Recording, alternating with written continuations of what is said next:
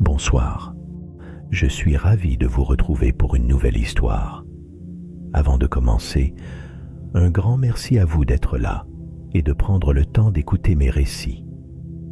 Si ma voix vous aide à vous endormir, pensez à vous abonner et à liker la vidéo. C'est un petit geste qui soutient mon travail et m'encourage à vous offrir encore plus d'histoires.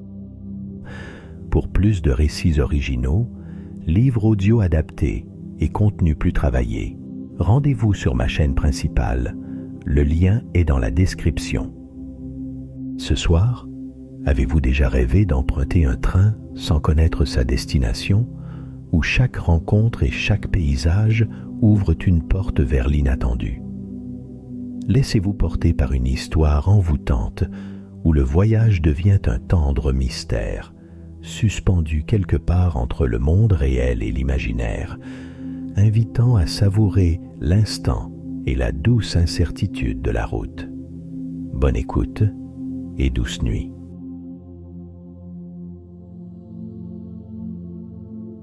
Le jour s'étirait à peine lorsque Lucie posa le pied sur le quai. L'air était frais, encore imprégné de la nuit, et la lumière, adoucie par le voile d'une brume argentée, avait un goût de promesse timide. Devant elle, le train attendait, silhouette longue, caressée par les vapeurs qui s'enroulaient autour de ses wagons. Sur les rails qui semblaient hésiter entre terre et nuages, le train paraissait flotter, irréel. Lucie inspira profondément, et une sensation nouvelle, faite de légère inquiétude et de curiosité tranquille, se déplia en elle. À mesure qu'elle avançait le long du quai, les portes s'ouvrirent sans bruit. Aucun coup de sifflet ni clameur, seulement le froissement doux des pas des autres voyageurs. Un homme referma un livre d'un geste apaisé. Une femme ramassa calmement son sac à main, comme si elle recommençait un geste 1000 fois répété.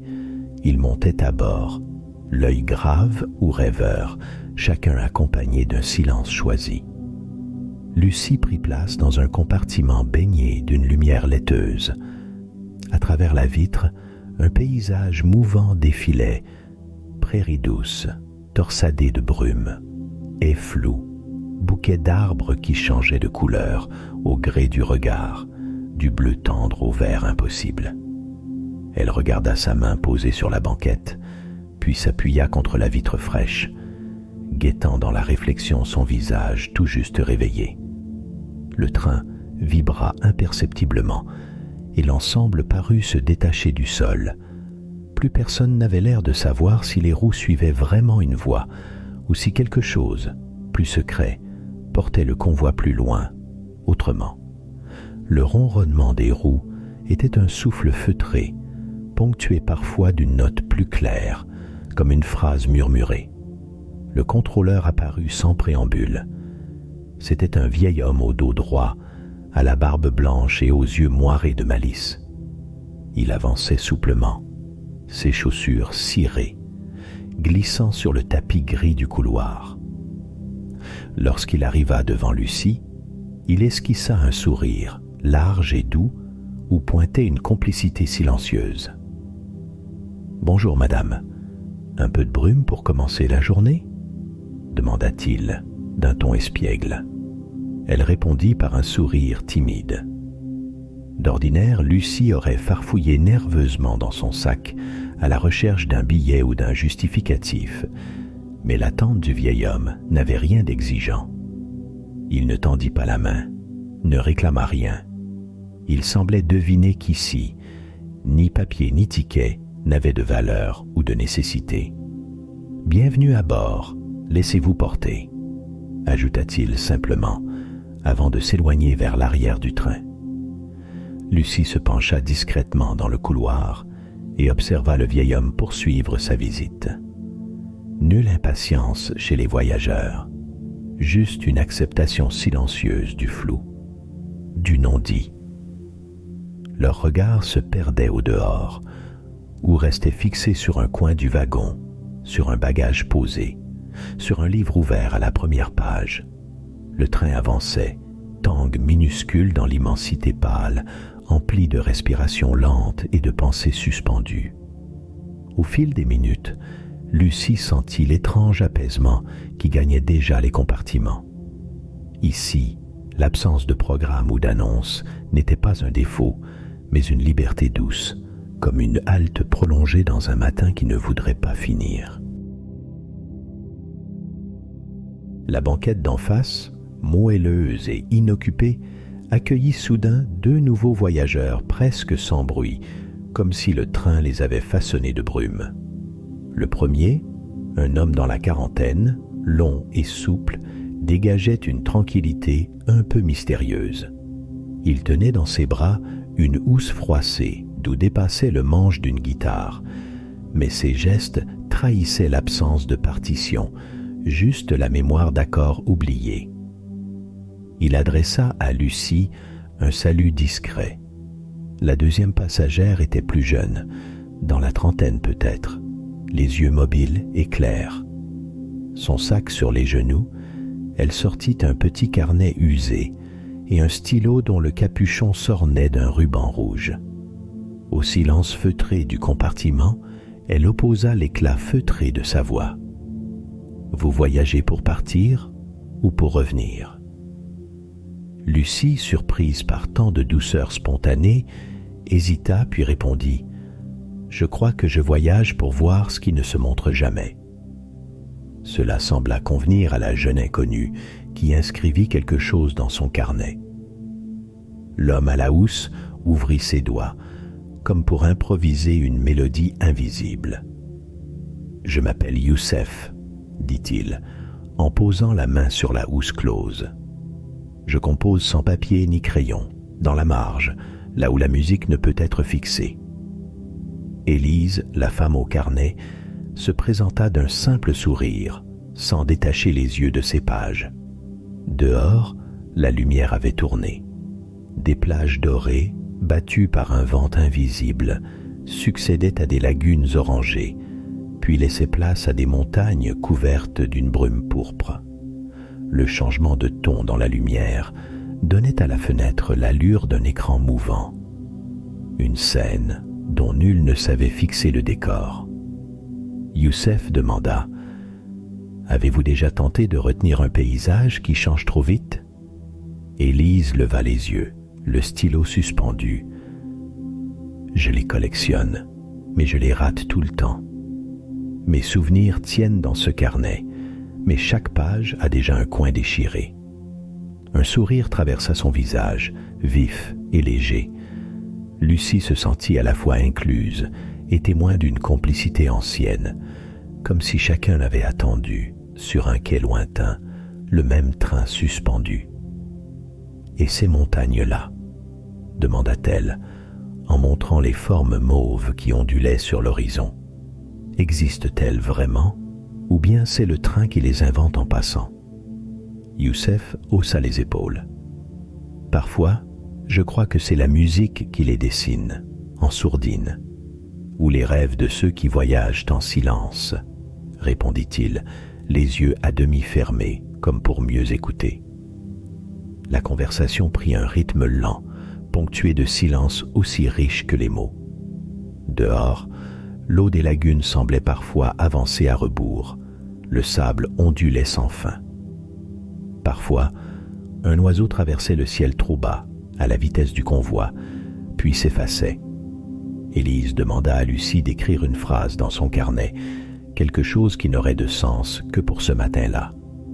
Lucie écrivit « Je ne sais plus quel jour nous sommes, mais j'avance. » Élise referma le carnet, délicatement, comme un secret à préserver.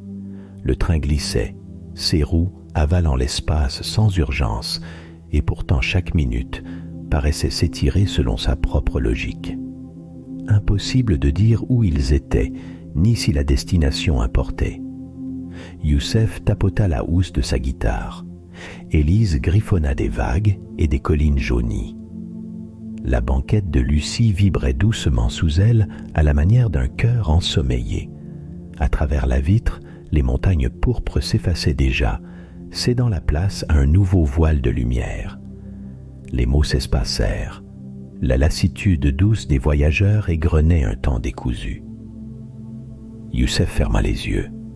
Élise s'immobilisa. Lucie respira plus lentement, portée par la promesse silencieuse du trajet. Le wagon-restaurant, blotti comme une parenthèse au cœur du train, invitait Lucie par des senteurs intrigantes. Elle s'y glissa, découvrant des nappes brodées un peu de travers, des bougies tordues et, surtout, un homme flamboyant aux cheveux rares et au tablier bariolé. Il régnait sur le comptoir avec, dans la main gauche, une cuillère en bois, telle une baguette. « Vous venez goûter l'humeur du ciel ?» lança-t-il, son accent à la douceur indéfinie. Lucie hésita, sourire en coin. Ce matin, il hésite entre pluie rousse et brume citronnée, annonça-t-il, scrutant la fenêtre embuée comme s'il y lisait la carte du repas. Il se présenta, grandiloquent. Emiliano, chef de cuisine météorologique, poète du fumet au vent. Il aligna 3 bols, les emplis de potions improbables, mousse d'ortie sur nuage de lait, risotto moelleux infusé à la vapeur de pluie invisible, compoté de poires dans une gelée d'arc-en-ciel lointain.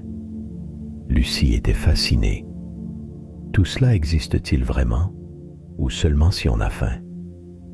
Emiliano piqua un morceau de pain, plongea dans un bol, secoua légèrement le poignet. La lumière changea. Le soleil fit luire une traînée d'or sur la table. « Aujourd'hui, on mange la lumière du dehors », affirma-t-il, sérieux comme un alchimiste. « Si le ciel pleure, je sers la douceur, pour consoler. Si le soleil tape, du frais. Mais parfois, je me perds. J'oublie les recettes, j'improvise. » Sous la lueur vacillante des bougies, ils partagèrent des histoires, chacune aussi invraisemblable qu'un paysage fugace du dehors. Lucie inventa un village où le pain ne se coupe qu'en riant. Emiliano jura avoir cuisiné pour un roi ne mangeant que sous la pluie. Il se pencha, conspirateur. « Je me suis perdu bien des fois, vous savez. Un matin, j'ai voulu aller vers l'ouest. Je me suis retrouvé dans la cuisine d'un cirque en Hongrie. J'y ai appris à saler les nuages. » Le repas prit la forme d'un rituel doux, ponctué de rires, d'absurdités partagées, comme 2 enfants camouflés derrière des masques d'adultes. Lucie se sentit dans une bulle décalée, loin des aiguillages, protégée de la nécessité d'être quelqu'un de précis.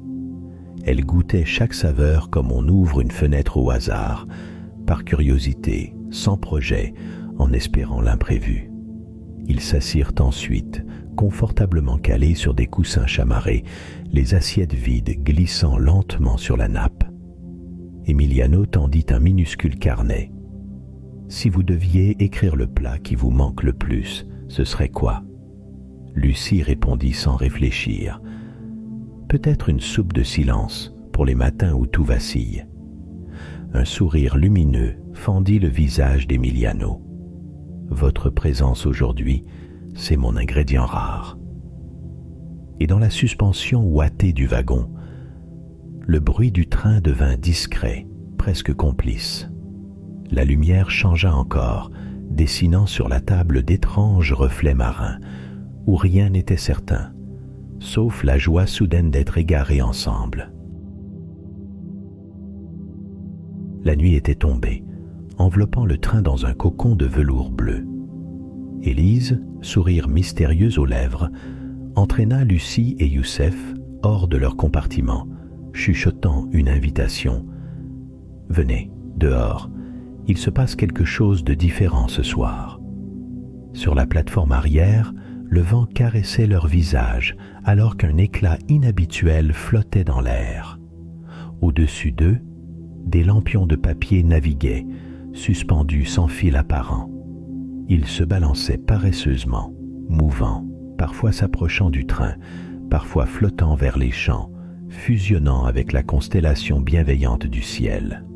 La lune, toute ronde, semblait suivre le train à distance égale, son reflet jouant à cache-cache sur les toits ondulants des wagons, Youssef s'appuya sur la rambarde, inspirant à fond.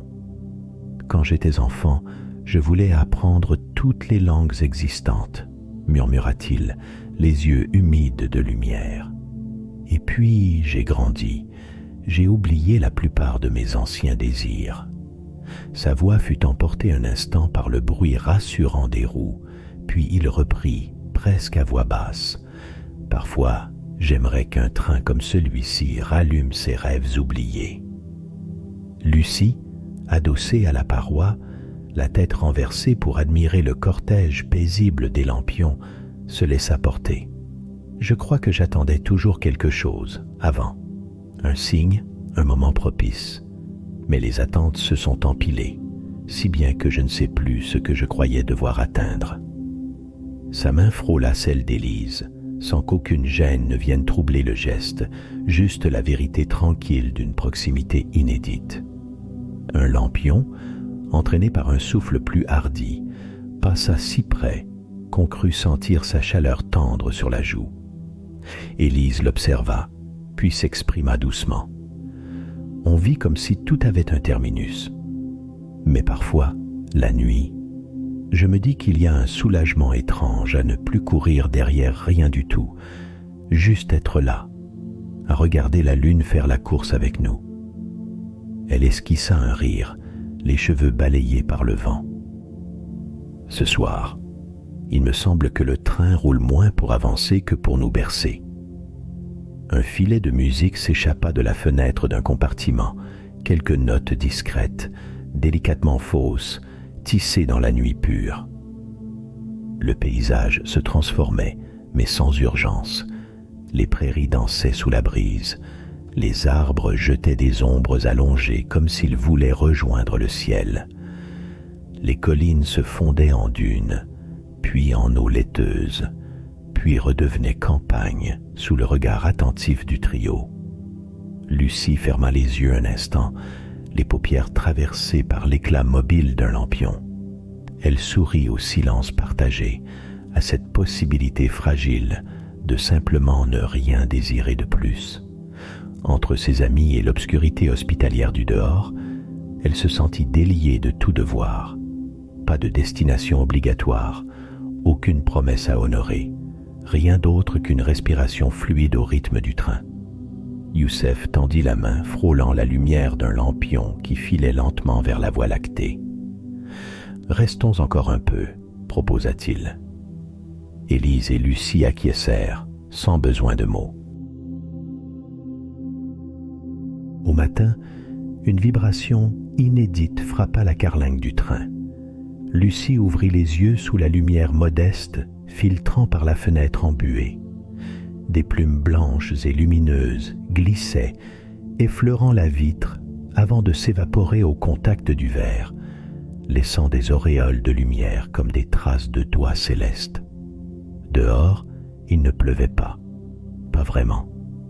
C'était une pluie de plumes, silencieuse et lente, illuminant les champs, les rivières et même le ciel avec une douceur d'aube éternelle. Dans le couloir, Gaspard, le contrôleur, avançait à pas mesurés. Il tenait une boîte à chaussures d'où il tirait, une à une, des cartes postales vierges, chacune bordée d'un fil doré, chaque verso d'un blanc presque phosphorescent. Il s'arrêta à la hauteur du compartiment de Lucie, Youssef et Élise, souriant sans hâte, le regard pétillant d'un secret tranquille. « Une carte pour chacun », murmura-t-il, déposant les rectangles nacrés sur les genoux. Il paraît qu'une pluie comme celle-ci ne tombe que lorsque quelque chose doit se déposer. Élise examina la sienne, hésitant devant la page vierge. « C'est étrange comme l'envie d'écrire revient d'un coup, » confia-t-elle, sortant sans y penser un stylo du revers de sa manche. Youssef pencha la tête, l'air grave et léger à la fois. « On écrit quoi, tu crois? Un souhait? Un souvenir ?» Lucie, émue sans raison précise, se rappela sa propre voix d'enfant inventive, celle qui gribouillait sur des bouts de papier le matin du Nouvel An. Ils burent le silence ensemble, tandis que dans les wagons voisins, d'autres mains hésitaient, suspendues au-dessus de la surface lumineuse des cartes. Dehors, la pluie de plumes s'intensifia, pareille à une chorale discrète, recouvrant la terre et les rails d'un manteau immatériel. Le train ralentit, comme respectueux de la magie à l'œuvre. Gaspard réapparut, frôlant les accoudoirs de sa large silhouette, tirant d'une poche intérieure un minuscule crayon pour quiconque aurait égaré le sien. « On n'est pas obligé d'expliquer », précisa-t-il, la voix grésillante de soleil timide. « Écrivez comme ça vient, même ce qu'on ne sait plus formuler. » Alors vint la rumeur d'une valise qui se referme, d'un chuchotis d'encre, d'un souffle collectif suspendu. Chaque passager, jeune, âgé, endormi ou parfaitement éveillé, se penchait intimement sur sa carte. Lucie, après un long temps vide, y dessina le contour d'un vieux vélo oublié derrière une palissade, image surgie de nulle part. Élise griffonna une phrase qui restait en suspens, ne sachant si c'était un vœu ou un regret. Youssef, les sourcils froncés, traça une série de notes, une mélodie simple qu'il n'osait jamais jouer. Au signal confidentiel de Gaspard, tous se levèrent. Portes et fenêtres furent entr'ouvertes, soufflant dans l'habitacle l'arôme d'une brume tiède, l'odeur douce du dehors. Les cartes, une par une, furent glissées hors du train, offertes à la pluie de plumes. On devinait, sans voir, qu'elles s'envolaient doucement, portées par l'étrange lueur du matin. Dans ce relâchement collectif, la mémoire devenait plume elle-même, légère, déliée de son propre poids. Il n'y eut ni applaudissements, ni soupirs, simplement la certitude qu'un fragment de soi venait d'être murmuré au monde, sans espoir de réponse, mais avec la paix de l'avoir confié. Au fil des jours, la lumière changeait sans prévenir, tantôt drapant le train d'or pâle, tantôt l'infusant d'un azur tremblant. Personne ne s'aventurait à compter les heures, ni même à remarquer le passage du temps, comme si la succession des instants était elle-même en attente. Dans le wagon-restaurant, Emiliano s'était lancé, dès le petit déjeuner, dans des expériences sonores inattendues. Une percussive symphonie naquit de ses ustensiles, le fond grave d'une marmite, le tintement aigrelet d'une louche contre un couvercle, la caresse frémissante des couverts entrechoqués. Les tables vibraient sous son enthousiasme et chaque passager se surprenait à battre la mesure du bout des doigts. Youssef, ce matin-là, avait troqué son précieux carnet contre la guitare fatiguée qu'il transportait par souci de compagnie plutôt que de pratique. Installé près des vitres embuées, à l'abri d'un rideau brodé de fils d'argent, il caressait des accords discrets, hésitants d'abord, puis assurés. La mélodie glissait, souple, sur les notes aiguës des casseroles d'Emiliano, dessinant un pont invisible entre cuisine et couloir. Quand Lucie fermait les yeux, elle distinguait le va-et-vient du train se mêler à cette partition, heureux chaos où tout devenait musique. Élise, elle, s'adossait au rebord de la fenêtre, munie de feutres effilés et d'un carnet épais. Elle traquait les visages furtifs le long des rails, ses silhouettes entrevues à travers la buée, voyageurs anonymes, déposant, un instant, leur image sur la vitre. D'un geste rapide, elle fixait la courbe d'un menton éphémère, la ride d'un sourire, l'ombre d'un regard tourné vers l'intérieur. Parfois, elle coloriait les joues de rose. D'autres fois, elle cabossait un visage d'un bleu improbable. Les dessins s'accumulaient, tissant une galerie mystérieuse faite d'étrangers passagers qui peut-être ne montaient jamais à bord. Au cœur de ces journées souples, le wagon prenait le rythme inattendu d'un atelier mouvant. Les sons se répondaient, les dessins circulaient de main en main, la lumière mouvante transformait le moindre instant en scène nouvelle. Lucie, d'abord étonnée par cette vitalité, sentit peu à peu la tension la quitter. Les repères s'effaçaient, mais la perte du contrôle ne paraissait ni étrange, ni grave.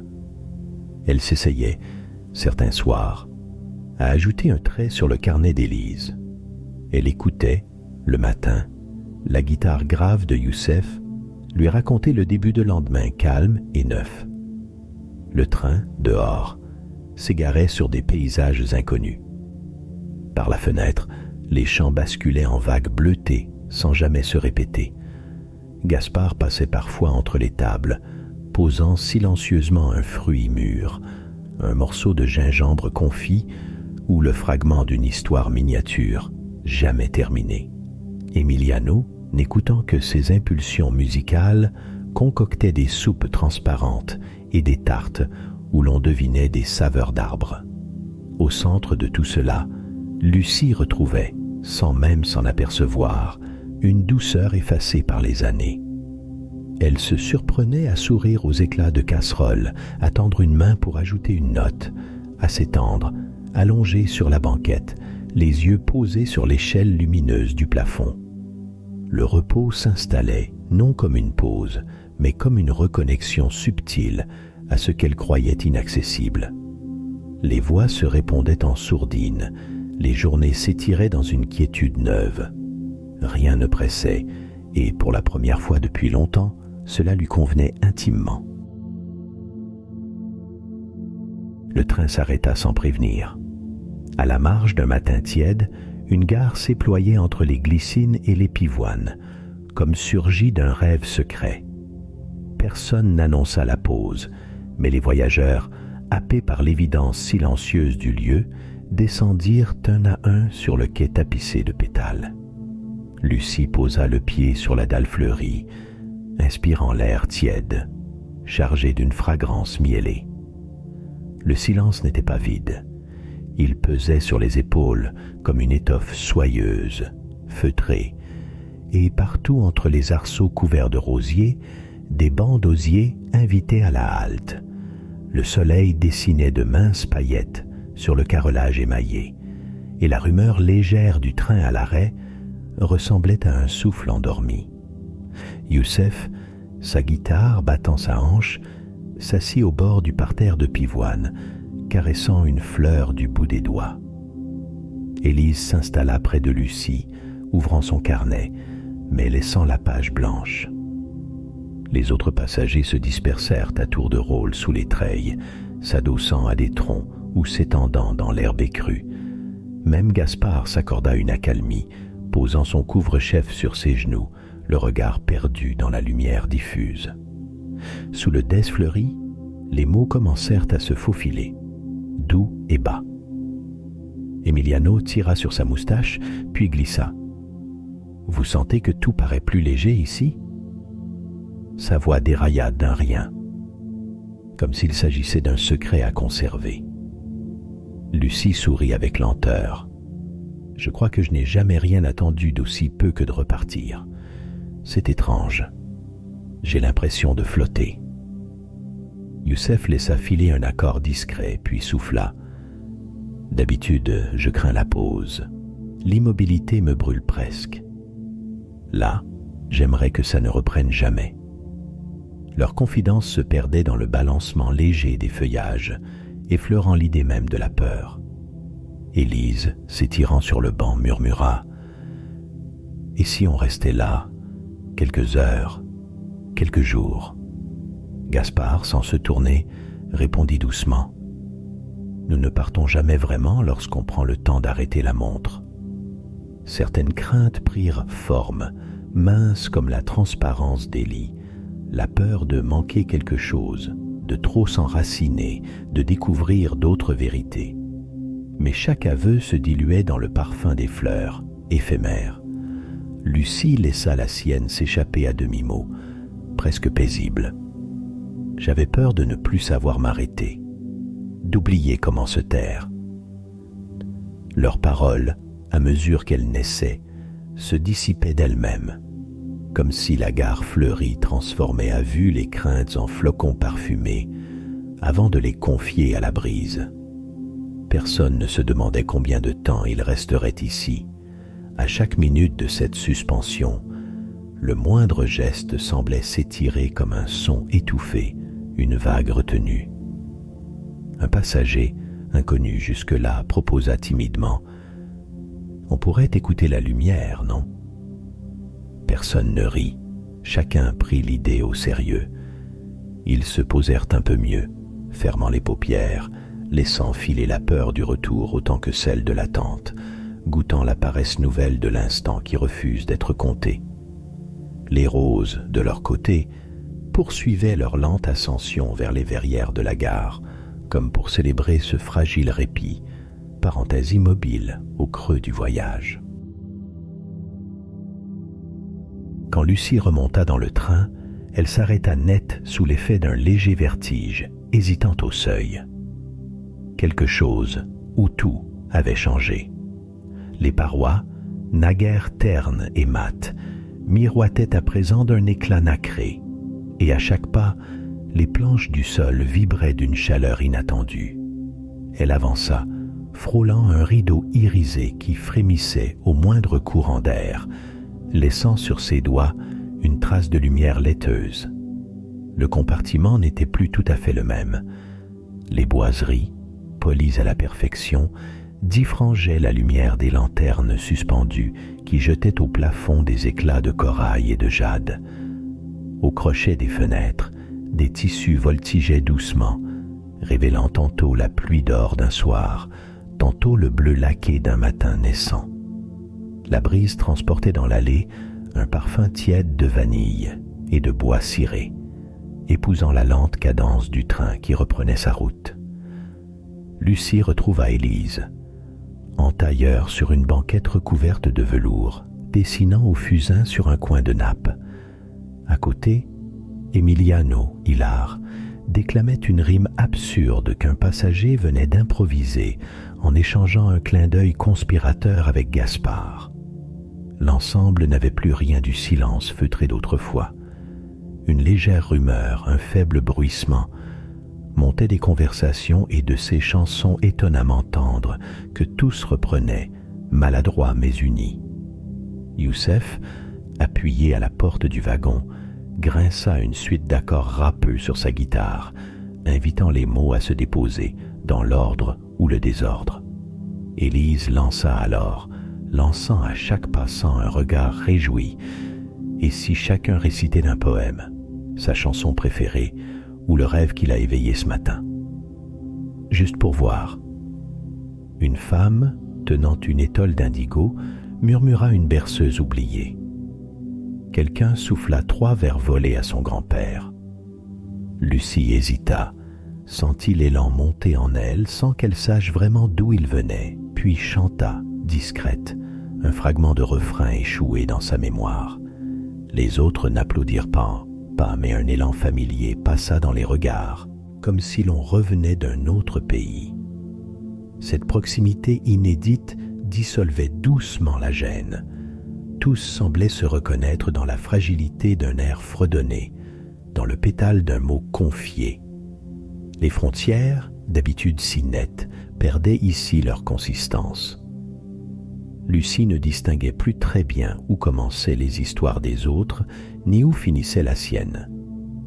Même le regard de Gaspard, habituellement à distance, se fit complice. Ce train ignore les horaires, parce que personne ici n'a d'agenda à défendre. Glissa-t-il entre 2 poèmes partagés, haussant vaguement les épaules, comme si cela allait de soi. Les lanternes changèrent à nouveau de couleur à chaque balancement du train, projetant sur les visages des passagers des halos d'opale, de cuivre ou d'émeraude. Leurs ombres dansaient sur les boiseries, longues silhouettes mouvantes se rejoignant, se perdant, se recomposant à chaque histoire offerte. Dans ce reflet démultiplié de soi et des autres, chacun se sentit moins séparé, plus vaste et confiant. Un chariot apparut, chargé de tasses fumantes et de gâteaux moelleux. Les voix se firent chuchotement, puis, comme à regret, reprirent. Chaque chant, chaque poème, chaque aveu esquissé participait de ce tissage patient. Une tapisserie vivante, ouverte, où le voyage prenait soudain une autre valeur. Plus personne ne semblait se demander ce qui adviendrait à la station suivante. L'urgence était ailleurs, dans cette joie neuve d'exister côte à côte, portés ensemble vers un ailleurs qu'on ne cherchait plus à circonscrire. Le crépuscule enveloppa le train d'une lumière glacée et tendre. Par la fenêtre, le ciel s'étirait en traînées violettes, impalpables, comme si l'horizon lui-même s'était dissous dans des brouillards paresseux. On devinait la silhouette d'un pont, mince et brillant, suspendu très haut, égaré entre les vapeurs mouvantes. En approchant, Lucie crut voir scintiller de minuscules étoiles sur la rambarde, et son cœur accéléra d'un frisson neuf, mélange d'appréhension et de ravissement. Le train s'engagea sans bruit sur ce passage céleste. Sous leurs pieds, les nuages s'aplatissaient en volutes profondes, s'irisés de mauve, de bleu franc, inondés par la lueur crue de la lune qui s'invitait soudain à travers les vitres. Un léger vertige souleva les passagers, mais nulle angoisse, seulement une sensation de glisser dans un rêve dont chacun devinait l'évidence absurde. Le monde, ce soir, s'inventait pour eux, autorisait chaque pas sur le fil ténu de l'incertitude. Dans le compartiment, Élise posa son carnet et s'approcha de la vitre. « Ce pont, tu crois qu'il mène quelque part ?» souffla-t-elle. Lucie hésita, sentit la question vibrer en elle comme un accord trop longtemps suspendu. La réponse se devinait moins dans la destination promise que dans la présence douce de ses compagnons réunis autour d'elle. Youssef répondit d'un sourire paisible. « Parfois, on traverse sans attendre d'autres rives. C'est tout le sel du chemin. » Lucie s'autorisa à rester immobile, à respirer la lenteur gonflée de ce moment. Jamais le besoin de presser l'allure ou de contrôler le cours n'avait semblé plus lointain. Les conversations se firent plus lentes, le silence devint partageable, presque nécessaire. Emiliano, les yeux mi-clos, tapota distraitement une mélodie douce contre la vitre embuée. Dans la lumière laiteuse, chacun semblait délier en soi un fil épais d'inquiétudes anciennes, le laisser se dissoudre dans la dérive du train au-dessus du néant tendre. Quelque chose de dense, de paisible, se déposait lentement dans la cabine. Même Gaspard, de passage, ne chercha aucune parole, content de leur laisser ce moment de fragile suspension. À la faveur d'un souffle, l'étole de la passagère d'avant flotta dans l'air, retomba sur les genoux de Lucie. Elle la serra contre elle, effleura la trame légère et comprit que la douceur pouvait être ce qui nous relie, de façon imprévisible, à ceux qui marchent un instant à nos côtés sans promettre de rester. Le train avançait toujours sur son pont brillant. Derrière les vitres, les nuées violettes semblaient s'ouvrir puis se refermer, offrant des visions éphémères de jardins flottants, d'anciens tableaux liquides, de souvenirs sans lieu précis. Lucie croisa son regard dans celui d'Élise et murmura, à voix basse, plus pour elle que pour l'autre. Et si le secret, c'était d'enfin ne pas savoir où l'on va? Tout le monde acquiesça, sans mots. Les repères se brouillaient, sans angoisse ni regret. Il n'y avait rien à deviner, plus rien à attendre d'autre que cette dérive portée, épaulée, agrandie par la présence rassurante de quelques amis choisis ou offerts au hasard. Lucie, pour la première fois, n'espérait plus arriver.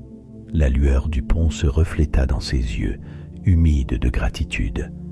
Elle abandonna, tout doucement, la fuite qui l'habitait autrefois, laissa le souffle tiède de l'incertitude la traverser, s'étonna de cette paix nouvelle, de la capacité retrouvée à embrasser ce qui toujours échappe. Un léger mouvement du train, presque imperceptible, fit teinter les lampes suspendues. La nuit, épaisse et mauve, enveloppa les voyageurs d'une chaleur diffuse.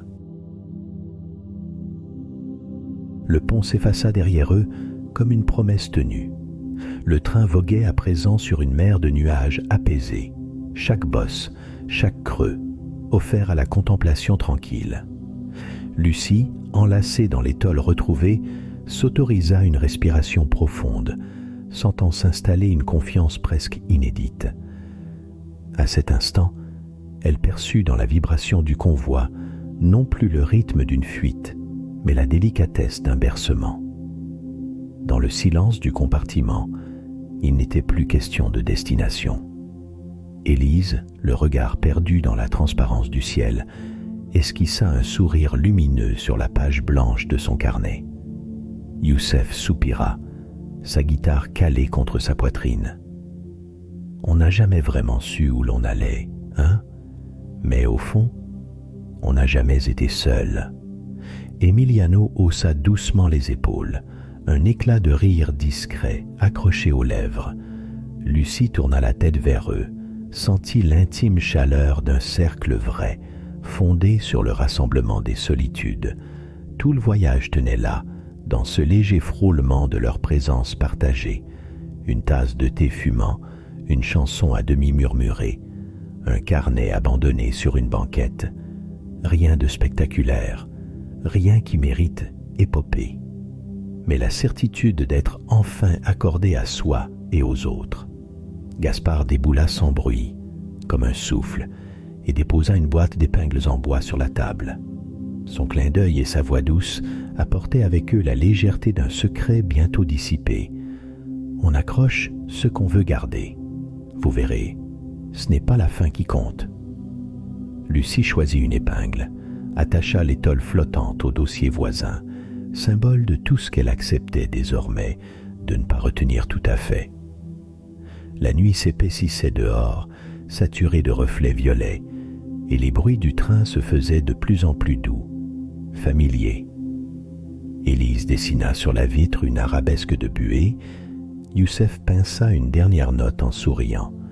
Emiliano, les yeux clos, répétait tout bas une recette impossible, que le bruissement du vent emportait déjà dans les couloirs.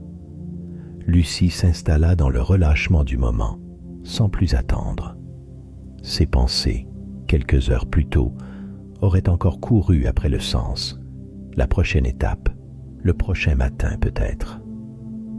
Cette nuit-là pourtant, rien ne pressait. Elle n'écrivait plus l'avenir en avance, mais acceptait de s'y déposer, fragile et entière. Le train poursuivait sa dérive lumineuse au-dessus des brumes, effaçant la frontière de chaque instant. Le calme se fit dans le compartiment. Les frontières du monde s'ouvraient, mouvantes, accueillantes. Lucie entrelaça ses doigts à ceux d'Élise et d'Youssef. Tous trois demeurèrent ainsi, le regard perdu au-delà des vitres, portés ensemble par la tendresse de l'incertitude. Le train poursuivait sa course invisible. Sur les rails flottait désormais une paix légère, offerte sans retour. Lucie, les paupières ourlées de rêve, se laissa bercer. Le voyage continuait, tout commençait. J'espère que cette histoire vous a plu. Si c'est le cas, n'hésitez pas à vous abonner et à liker la vidéo. Je vous invite une fois de plus à rejoindre ma chaîne principale, où la narration, la prononciation et les histoires sont plus travaillées. Vous y trouverez des compilations, des livres audio et des récits plus originaux. Sur ces mots, je vous souhaite une bonne nuit et de merveilleux songes.